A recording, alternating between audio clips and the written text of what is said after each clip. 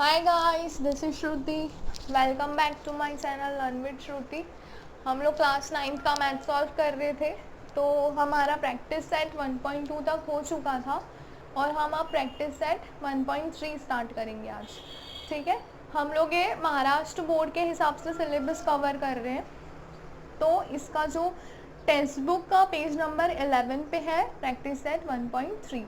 ठीक है, तो प्रैक्टिस सेट 1.3 के पहले हमने क्या क्या देखा था? वेन डायग्राम देखा था हमने, कॉम्प्लीमेंट ऑफ सेट देखा था, सबसेट देखा था। ठीक है, तो आज हम क्या देखेंगे, उसके बेसिस पर क्वेश्चंस देखेंगे। तो पहला क्वेश्चन है हमारा, if A is equal to A B C D E and B is equal to C D E F, C is equals to B D, D is equal to A E, then which of the following statements are true. तो हमें ये बताना है कि ये जो मैंने नीचे स्टेटमेंट्स लिख रखे हैं, इनमें से कौन सा स्टेटमेंट सही है। ठीक है, तो अभी हमको कैसे पता चलेगा, तो चलिए देखते हैं। फर्स्ट स्टेटमेंट है हमारा, C is a subset of B. ठीक है, लास्ट वीडियो में मैंने बताया था कि सिंबल क्या रिप्रेजेंट करता है, सबसेट। तो अब इसमें क्या है, C is a subset of B. तो चलिए देखते हैं सबसेट क्या होता है। पहले तो सबसेट क्या होता है कि जो बी के जो एलिमेंट्स हैं वही एलिमेंट्स सी में भी होने चाहिए। ठीक है, तो अब देखिए इस क्वेश्चन में बी के क्या एलिमेंट्स है, सी डी ई और एफ, और सी के क्या एलिमेंट्स है, बी और डी। तो क्या बी डी सी बी के एलिमेंट्स में है? तो देखिए बी तो नहीं है, डी है लेकिन बी नहीं है, तो मतलब ये जो स्टेटमेंट है ये क्या है, फॉल्स। ये स्टेटमेंट है फॉल्स। और क्यों है? क्योंकि element B of subset of set C is not in the set B. हम यहाँ पर लिखेंगे element B of set C is not in set B. समझ में आया? बहुत ही सिंपल था। अब सेकेंड वाला देखते हैं, A is the subset of D. तो ये तो इम्पॉसिबल है, क्योंकि देखिए डी में सिर्फ 2 ही एलिमेंट्स हैं और ए में कितने सारे एलिमेंट्स हैं। तो क्या ये सबसेट होगा डी का? नहीं होगा। तो ये इसका भी आंसर क्या आ जाएगा, फॉल्स। फॉल्स क्यों? All elements are of A, all elements of A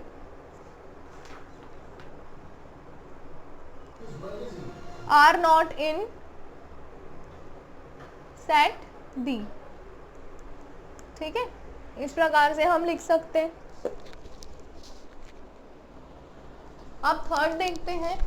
third वाला क्या है, D is the subset of B. तो क्या डी, तो देखते हैं क्वेश्चन में। अब डी के क्या एलिमेंट्स है, ए ई, यही एलिमेंट्स बी में होने चाहिए। तो देखिए बी में है क्या, डी और ई। यस, है बी में, डी भी है और ई भी है। तो इसका आंसर क्या आ जाएगा,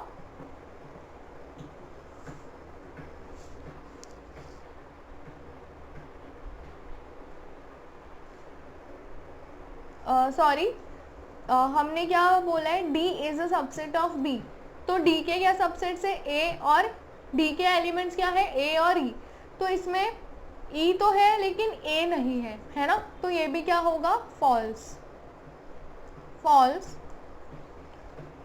elements of A, element A of set D is not in set B. मतलब जो एलिमेंट ए है सेट डी का, वो सेट बी में नहीं है। ठीक है, अब फोर्थ वाला देखते हैं। तो फोर्थ क्या है, D is a subset of A. तो डी क्या है हमारे पास, ए ई, और ए क्या है, ए में हमको देखना है कि ए और ई है कि नहीं। तो है दोनों में, ए और ई है ना? तो मतलब डी का आंसर क्या आ जाएगा, ट्रू। डी का आंसर क्या आ जाएगा, true, because elements A and E of both of the set D are also in set A. हम यहाँ पर क्या लिखेंगे, elements A and E of set D both are in set A. ठीक है, ये जो दोनों एलिमेंट्स है सेट डी के, ये ए में है, इसलिए ये सबसेट है। ठीक है, अब फिफ्थ वाला देखते हैं, B is a subset of A. B is a subset of A. तो हमें देखना है कि जो भी बी के एलिमेंट्स है क्या वो एलिमेंट्स ए में है। तो चलिए हम देखते हैं, सी है इसमें, डी भी है, ई भी है, लेकिन एफ नहीं है ना। एफ दिख रहा है क्या हमको? देखिए एफ नहीं है, मतलब हम यहाँ पर क्या लिख देंगे? फॉल्स। यहाँ पर रीजन क्या आ जाएगा? False.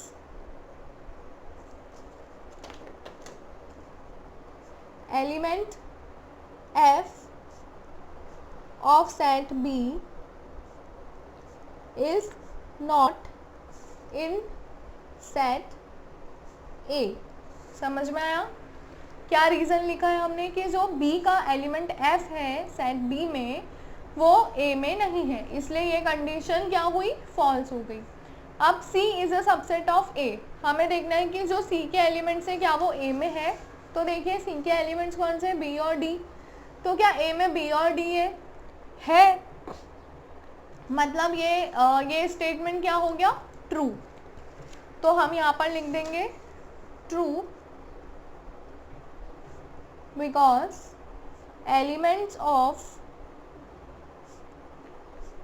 Set C are present in set A. ठीक है, समझ में आया सभी को? अब क्वेश्चन नंबर 2 देखते हैं क्या है। ये था हमारा question number 1। So come to the next question.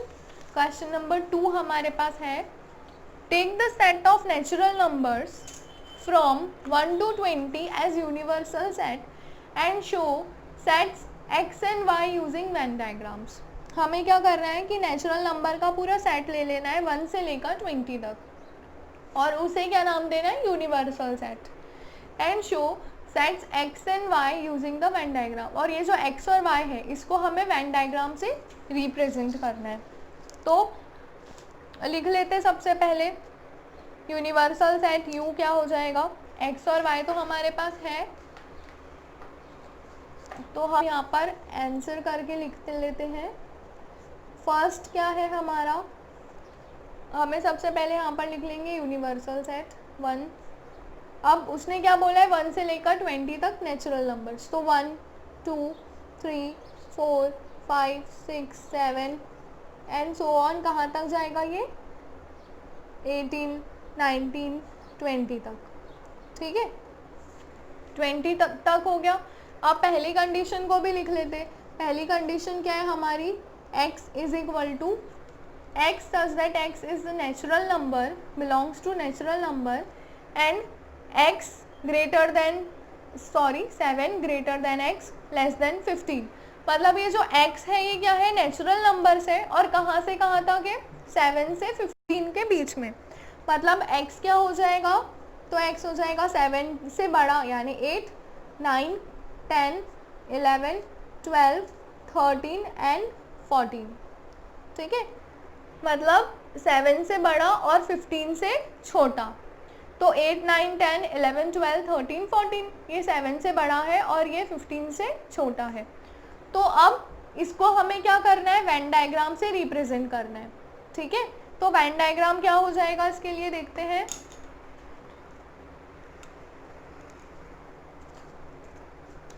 हम एक बॉक्स बना लेंगे वेन डायग्राम के लिए।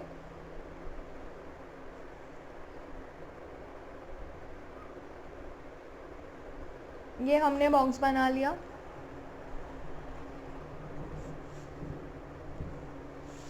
अब हम क्या करेंगे? ये बॉक्स तो क्या कहलाएगा? Universal set. ठीक है, हमने पढ़ा था लास्ट लेक्चर में कि यूनिवर्सल सेट को हम रेक्टेंगल से रिप्रेजेंट करते हैं, है ना, और उसको कैपिटल यू उसका जो है सिंबल होता है।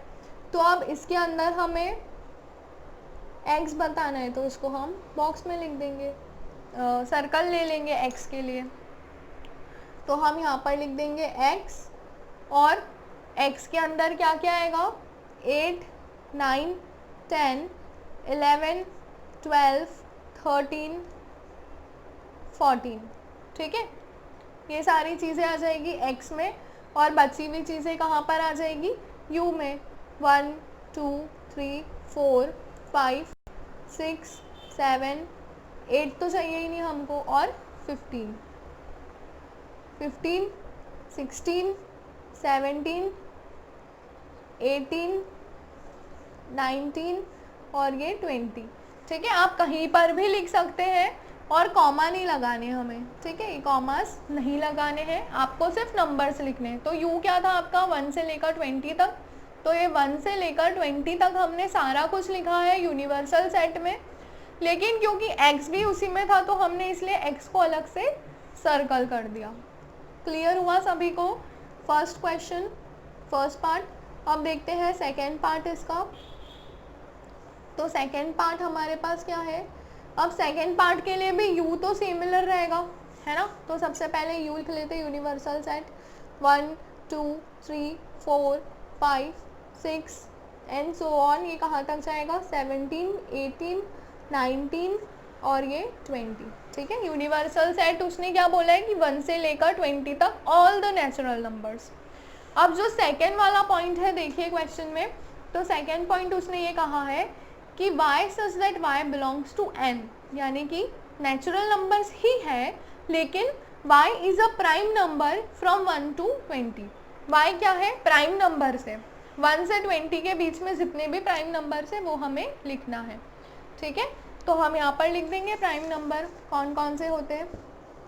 तो y is equal to curly bracket ले लेंगे, तो सबसे पहले होता है 2, फिर 3, फिर 5 7, फिर 8 नहीं होता है, 9 भी नहीं होता है, 10 भी नहीं होता है, 11 12 नहीं होता है, 13 14 नहीं होता, 15 नहीं होता, 16 नहीं होता, 17 होता है, 18 अगेन नहीं होता है, फिर 19 और 20 भी नहीं होता है ना। तो ये सारे आ गए। तो अब इसको भी हमें सिमिलर वे में रिप्रेजेंट करना है वेन डायग्राम के थ्रू। तो एक बॉक्स बना लेते हैं फिर से हम।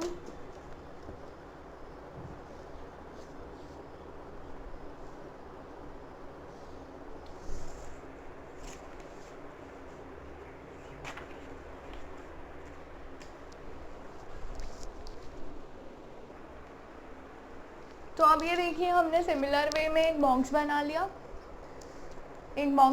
और उसके अंदर सर्कल बना लिया, ठीक है। अब हम क्या करेंगे कि ये यहाँ पर क्या लिखेंगे, U फॉर यूनिवर्सल, ठीक है। और अंदर हमको क्या लिखना है, इसको भी हम पेन से लिख सकते हैं या फिर पेंसिल से भी लिख सकते हैं, एज योर विश। अंदर यहाँ पर क्या लिखेंगे, y, और बस y में सारी चीज़ें पहले रख देंगे, 2 3 5 7 11 13 17 एंड 19, ठीक है। और यहाँ पर क्या रहा, बाकी के जो नंबर्स है वो यहाँ पर रख देंगे। 1 2 तो नहीं रखना है, फिर 4 1 2 3 इसमें आ गया, 4 5 इसमें आ गया, 6 फिर 7 भी इसमें आ गया, 8 9 10, उसके बाद 11 इधर आ गया, तो 12 13 इधर, तो 14 15 16 17 इसमें है, तो 18 और ये 20, ठीक है। तो इस प्रकार से ये क्या हो गया, आपका वेन डायग्राम कंप्लीट हो गया। तो ये आपका फर्स्ट और सेकंड क्वेश्चन हो गया कंप्लीट। अब देखते हैं question number 3।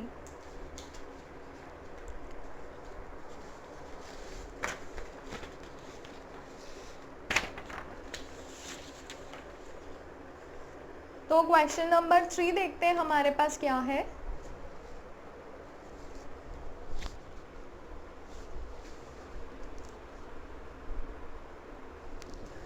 U is equal to, हमें एक यूनिवर्सल सेट दिया है जिसमें वैल्यूज़ है, उसके एलिमेंट्स हैं 1 2 3 7 8 9 10 11 एंड 12, ठीक है। और एक P दिया है जिसकी एलिमेंट्स हैं 1 3 7 एंड 10। तो हमें क्या बताना है, फर्स्ट हमें बताना है show the sets U P and P dash by Venn diagram. हमें क्या क्या बताना है, U P and P dash. तो अब ये P डैश क्या है, U और P तो हमें यहाँ पर दिख रहा है, ठीक है, लेकिन P डैश क्या है। तो P डैश मैंने पहले भी बताया था क्या है, P dash complement of P, P dash क्या है, कॉम्प्लीमेंट ऑफ पी, यानी जो वैल्यूज पी की है तो पी को छोड़कर बाकी की जो यूनिवर्सल सेट की वैल्यूज है वो क्या कहलाएगी, पी डैश। तो हम इसको डायग्राम से रिप्रेजेंट कर देते हैं, वेन डायग्राम से। तो उसके लिए हम एक सर्कल स्क्वायर रेक्टेंगल बना लेंगे और फिर उसके अंदर सर्कल बना लेंगे। बहुत ही इजी क्वेश्चन है।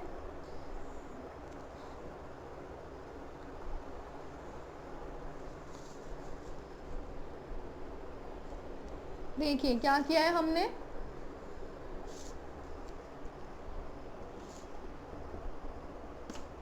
ये हमने एक बॉक्स बना लिया, एक रेक्टेंगुलर बॉक्स, और इसमें हम क्या बनाएंगे, अब एक सर्कल। ठीक है, तो ये सर्कल भी बन गया। अब सर्कल के अंदर हम क्या लिखेंगे, P लिखेंगे, और सर्कल के बाहर क्या लिखेंगे, U, और अंदर रेक्टेंगल बॉक्स के अंदर हमको क्या लिखना है, P डैश। तो ये P डैश क्या है, कॉम्प्लीमेंट ऑफ P। तो बहुत ही इजी है, हमको क्या करना है, बस 1, 3, 7 और 10 ये 4 वैल्यूज़ हमने इसके अंदर लिख दी। बाकी की वैल्यूज़ हमको यहाँ पर लिखनी है। तो क्या क्या लिखना है, 1 तो हमने लिख दिया है, 2 लिखना है, फिर उसके बाद 7 हो गया, 3 हो गया, 8, फिर 9, फिर 11 और फिर 12। ठीक है, तो ये आपका डायग्राम कंप्लीट हो गया। समझ में आया सभी को। कॉम्प्लीमेंट ऑफ एनी नंबर क्या होता है, उसका अपोजिट, मतलब जो एलिमेंट्स उसमें है उसको छोड़कर बाकी के एलिमेंट्स कहलाते हैं कॉम्प्लीमेंट। ओके, ये हमने लास्ट लेक्चर में पढ़ा था, लगे तो आप मेरी वो वीडियो देख सकते हैं, मैं उसका लिंक डिस्क्रिप्शन बॉक्स में डाल दूंगी। वेन डायग्राम क्या होता है, कैसे बनाते हैं, यूनिवर्सल सेट क्या होता है, सबसेट क्या होता है, कॉम्प्लीमेंट ऑफ अ सेट क्या होता है, ये सारी चीज़ें हमने लास्ट लेक्चर्स में देखी थी। अब सेकेंड वाला देखते हैं। तो सेकेंड पॉइंट क्या है हमारा, verify P dash of P is equals to P। हमें क्या वेरीफाई करना है, P dash of P is equals to P। अब ये वेरीफाई कैसे करेंगे देखते हैं। तो सबसे पहले तो हम सारी वैल्यूज़ लिख लेते हैं। U हमको कितना दिया है, 1, 2, 3, 7, 8, 9, 10, 11 एंड 12। ठीक है, ये हमें U की वैल्यू दी है, और हमारे पास P क्या है, 1, 3, 7 और ये 10, और P डैश कितना हो जाएगा, तो P डैश होगा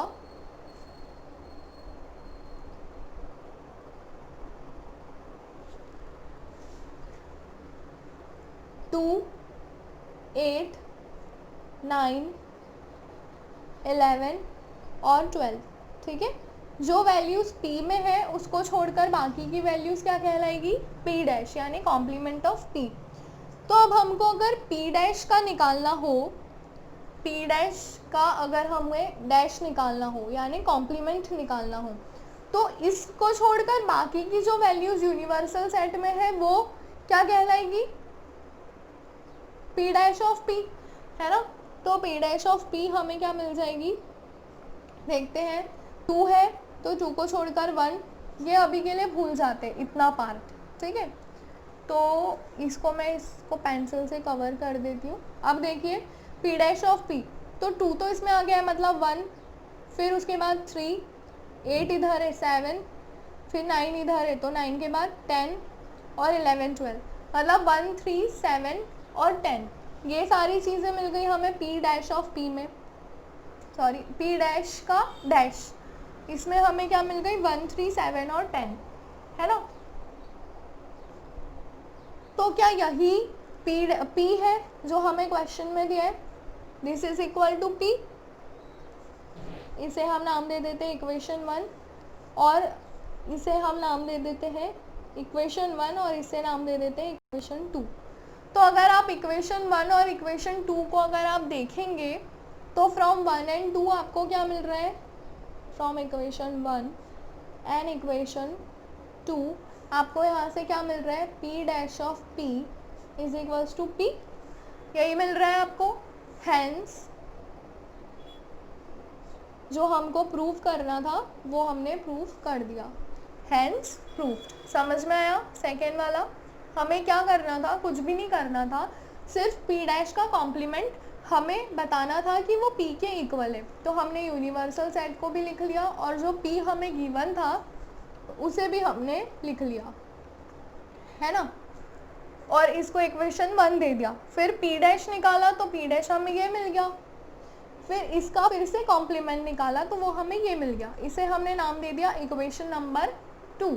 तो 1 और 2 को जब हमने कंपेयर किया तो हमें क्या मिल गया, p dash of dash is equals to p, ये हमको मिल गया। Clear? So let's come to the next question, question number 4। Question number 4 देखते हैं क्या है हमारे पास। तो क्वेश्चन नंबर 4 है A is equal to 1, 3, 2 and 7. So write the 3 subsets of A. ठीक है, हमें क्या लिखना है, A के सबसेट्स लिखने। तो अब सबसेट क्या होता है, हमने लास्ट लेक्चर में डेफिनेशन देखी थी सबसेट की, वेन डायग्राम की, कॉम्प्लीमेंट ऑफ अ सेट की, यूनिवर्सल सेट की। तो उसमें हमने ये देखा था कि किसी भी सेट का सबसेट क्या होता है, कि जैसे फॉर एग्जांपल A है तो A का सबसेट क्या होगा, B है अगर, तो B में ये सारे एलिमेंट्स या फिर कोई एक या कोई दो या कोई तीन या चारों भी एलिमेंट्स होने चाहिए, तो वो क्या कहलाएगा, सबसेट। जैसे हमने क्वेश्चन नंबर 1 किया था अभी थोड़ी देर पहले, तो देखिए क्वेश्चन नंबर 1 में हमने क्या करा था, जैसे कि ये हमारा आंसर आया था D is a subset of A। तो अब देखिए D में क्या है, A और E है, और A में भी A और E है ना, यानी कि A के जो भी एलिमेंट्स हैं वो D में भी है, तो D क्या कहलाएगा, सबसेट ऑफ A। तो वैसे ही हमको इस क्वेश्चन में इसके लिए सबसेट बताने, ठीक है।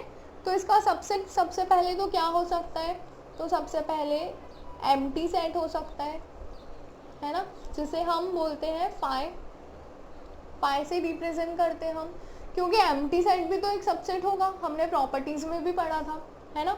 उसके बाद 1 हो सकता है, उसके बाद 2 हो सकता है, उसके बाद 3 भी हो सकता है, क्योंकि 1 2 3, फिर 7 भी हो सकता है ना, फिर 1 और 3 भी हो सकता है, उसके बाद 1 और 2 भी हो सकता है, फिर 1 और 7 भी हो सकता है, ठीक है। उसके बाद 3 2 भी हो सकता है, 3 7 भी हो सकता है, उसके बाद 2 7 भी हो सकता है ना, 2 1 भी हो सकता है,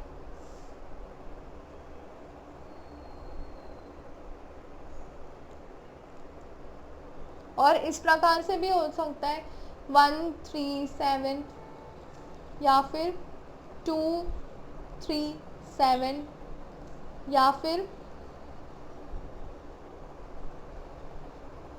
1 2 7, ठीक है, इस प्रकार से हो सकता है ना, या फिर चारों भी हो सकते हैं 1 3 2 7। तो इन सब में से कोई भी हो सकता है, ठीक है, इन सब में से कोई भी इसके सबसेट हो सकते हैं। तो हमें इन सब में से कोई भी 3 लेने हैं, तो वो क्या कहलाएगा, सबसेट ऑफ A, जो हमें क्वेश्चन में फाइंड आउट करना है। तो इन सब में से कोई भी 3 हम चूज कर सकते हैं, ये हम पर डिपेंड करता है। अब क्वेश्चन नंबर 5 देखते हैं। तो क्वेश्चन नंबर 5 हमको क्या दिया है, right the subset relation between the following sets. मतलब ये हमें सेट्स दिए हैं, इसके हमें रिलेशंस बताने हैं, ठीक है। तो हम रिलेशंस किस प्रकार से बताएंगे, अब जैसे कि P is the set of residents of Pune, ठीक है, P क्या है, रेसिडेंट्स ऑफ पुणे है। M is a set of residents of Madhya Pradesh. I is a set of residents of Indore. B is a set of residents of India and H is the set of residents of Maharashtra. तो अब इन सब में हमको relation बताने। तो अब देखिए महाराष्ट्र क्या है, स्टेट है, और पुणे क्या है, महाराष्ट्र के अंदर आने वाली एक सिटी है। तो पुणे क्या हो गया, सबसेट हो गया महाराष्ट्र का, है ना। तो हम इस प्रकार से लिख सकते हैं क्या, कि P is a subset of H, because Pune जो है वो महाराष्ट्र के अंदर लाई करता है। Residents of Pune are also the residents of Maharashtra. ठीक है, यहाँ पर मैं लिख देती हूँ residents of Pune are also the resident of Maharashtra. ठीक है, समझ में आ रहा है सभी को किस प्रकार से हमें रिलेशन दिखाना है। उसके बाद सेकेंड वाला देखते हैं, M is the set of Madhya Pradesh. और इंदौर कहाँ पर आता है? मध्य प्रदेश में आता है। तो हम यहाँ पर ऐसे लिख सकते हैं I is a subset of M, क्योंकि ये क्या है, सेम हम लाइन लिखेंगे कि residents of Indore are also the residents of Madhya Pradesh. ठीक है, अब इसके बाद ये जो P है वो B का भी सबसेट होगा, क्योंकि पुणे इंडिया में भी आता है ना। तो हम इस प्रकार से भी लिख सकते हैं P is also the subset of B because residents of Pune are also the residents of India. वैसे ही हम ये भी लिख सकते हैं I is the subset of B, क्योंकि इंदौर के भी जो रेसिडेंट्स है वो इंडिया में आते हैं, है ना। और उसी प्रकार H is the subset of B, क्योंकि H क्या है, set of residents of Maharashtra. तो महाराष्ट्र के जो लोग हैं वो इंडिया में भी आते हैं, तो H भी क्या हो गया, B का सबसेट हो गया। और same as it is Madhya Pradesh, यानी M is also the subset of B, क्योंकि मध्य प्रदेश के भी जो रेसिडेंट्स हैं वो काय में आते हैं, इंडिया में। समझ में आ रहा है? तो मतलब इस प्रकार से ये हमने रिलेशन हो गया। तो अब हम इससे क्या पता लगा सकते हैं कि B है, B क्या है, यूनिवर्सल सेट। हम इसको यूनिवर्सल सेट बोल सकते हैं B को, क्योंकि सारे जितने भी मेंबर्स हैं वो काय में लाई कर रहे हैं, B में। सारे रेसिडेंट्स इंडिया में लाई कर रहे हैं। तो हम यहाँ पर एक लाइन लिखेंगे, therefore B the set of residents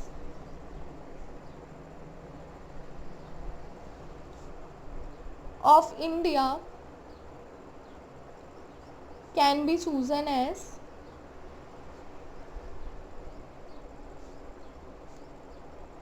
universal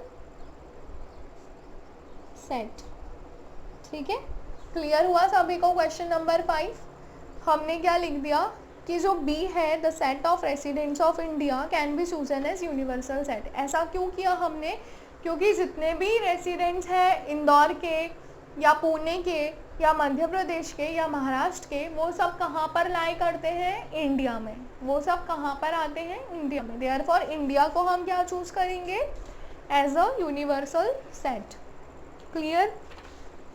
अब इसके बाद देखते हैं क्वेश्चन नंबर 6। तो क्वेश्चन नंबर 6 हमारे पास क्या है,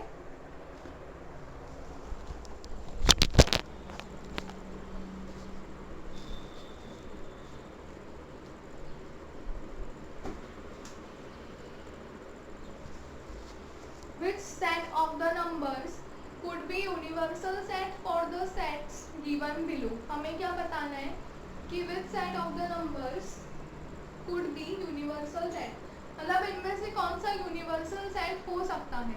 ठीक है, तो अब सबसे पहले हमारे पास क्या है, A the set of multiples of 5, B the set of multiples of 7, C set of multiples of 12, B the set of integers which are multiples of 4, T the set of all even numbers।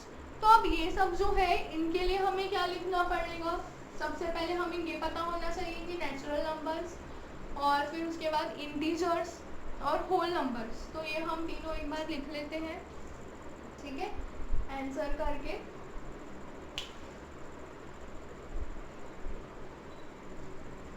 तो हमारे पास natural numbers को हम n से represent कर देते, n को हम क्या लिख लेते, सबसे पहले नेचुरल नंबर से डिनोट कर देंगे। तो 1 2 3 4 5 6 एंड सो ऑन क्या हो गए, नेचुरल नंबर्स। फिर होल नंबर्स जिसमें ज़ीरो भी इंक्लूड होता है ना, तो 0 1 2 3 4 ये सारे क्या कहलाएंगे, होल नंबर्स। अब इसके बाद इंटीजर्स। तो इंटीजर्स में क्या होते हैं, इधर भी डॉट डॉट डॉट, -3 -2 -1, फिर 0, फिर 1 2 3 एंड सो ऑन। तो ये क्या कहलाते हैं हमारे इंटीजर्स। ठीक है, तो अब हमारा जो फर्स्ट वाला है, फर्स्ट पार्ट है और ये है सेकेंड पार्ट। ठीक है, तो अब फर्स्ट वाला पार्ट क्या है, A the set of multiples of 5। तो फर्स्ट वाला हम देखते हैं। तो 5 के मल्टीपल्स यानी कि क्या हो जाएंगे, 5 के मल्टीपल्स यानी हमें 5 का टेबल लिखना है, 5 10 15 20 इस प्रकार से। ठीक है, 5 के मल्टीपल्स। फिर बी हमारे पास क्या है, बी हमारे पास है the set of multiples of 7 यानी 7 के मल्टीपल्स, 7 14 फिर 21 फिर 28 इस प्रकार से। क्लियर। अब थर्ड क्या है, सेट ऑफ मल्टीपल्स ऑफ 12। तो सी हम यहाँ पर लिख देंगे 12 के मल्टीपल्स, तो 12 24 36 इस प्रकार से। अब हमें बताना क्या है कि कौन सा यूनिवर्सल सेट होगा और कौन सा सबसेट होगा, ये हमको इस क्वेश्चन में बताना है। तो हम क्या लिखेंगे कि ये सारे जो है ये क्या है, नेचुरल नंबर्स और होल नंबर्स है, और ये जो हमें मिले हैं ये भी सारे नेचुरल नंबर्स हैं। तो हम यहाँ पर लिख सकते हैं क्या, हम यहाँ पर एक लाइन लिख सकते हैं कि A B C are the subset of N. N क्यों, क्योंकि नेचुरल नंबर से ये सारे, तो ये सारे क्या है, सबसेट है एन के, है ना। और हम ये भी लिख सकते हैं any of the N can be taken as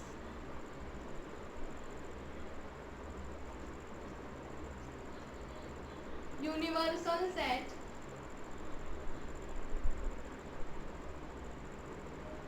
for A B and C. ठीक है, ये सारे क्या है, सबसेट है नेचुरल नंबर्स के, क्योंकि ये सारे नंबर्स जो हमने निकाले हैं, multiples of 5 multiples of 7 multiples of 12, तो ये सारे क्या है, नेचुरल नंबर्स है। तो ये नेचुरल नंबर के सबसेट भी माने जा सकते हैं, है ना। तो इसलिए हमने लिखा है कि A B C are subset of N, और N can be taken as a universal set, और एन को हम क्या ले लेंगे, यूनिवर्सल सेट ले लेंगे फॉर ए बी सी। ठीक है, अब सेकेंड वाला देखते हैं। P is equal to the set of integers which are multiples of 4। P क्या है, सेट ऑफ इंटीजर्स है जो कि 4 के मल्टीपल्स में है। फिर T क्या है, set of all even square numbers, even square numbers. तो यहाँ पर लिख देंगे हम सेकेंड वाले में P और T क्या हो जाएगा, तो मल्टीपल्स ऑफ 4 में इंटीजर्स लिखने हमें, तो 4 8 12 इस प्रकार से। ठीक है, और T क्या हो जाएगा, set of even square numbers, यानी 2 का स्क्वायर 4 का स्क्वायर 6 का स्क्वायर 8 का स्क्वायर इस प्रकार से। तो अब इसके लिए भी हमें क्या लिखना है कि P and T are subset of natural numbers, whole numbers and integers. Therefore N, W and I can be taken as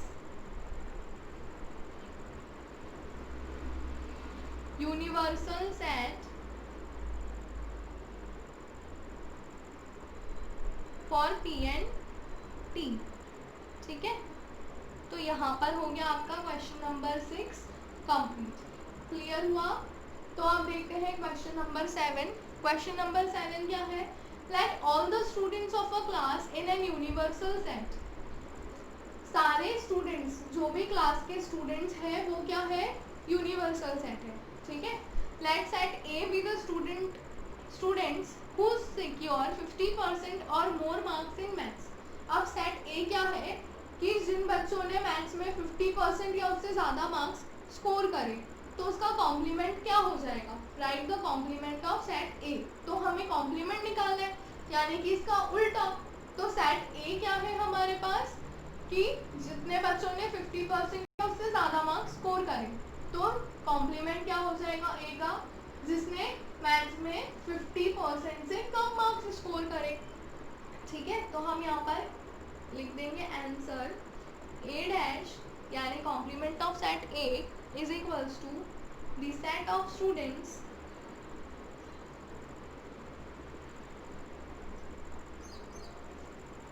who secured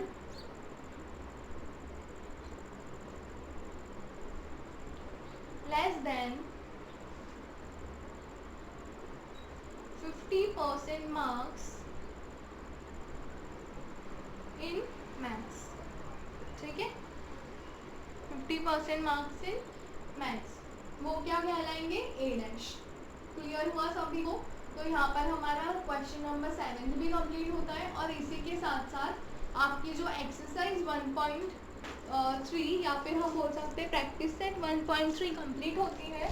अगर आपको मेरा वीडियो पसंद आया हो तो प्लीज़ इसे एक लाइक ज़रूर करें और शेयर करना ना भूलें। Thank you.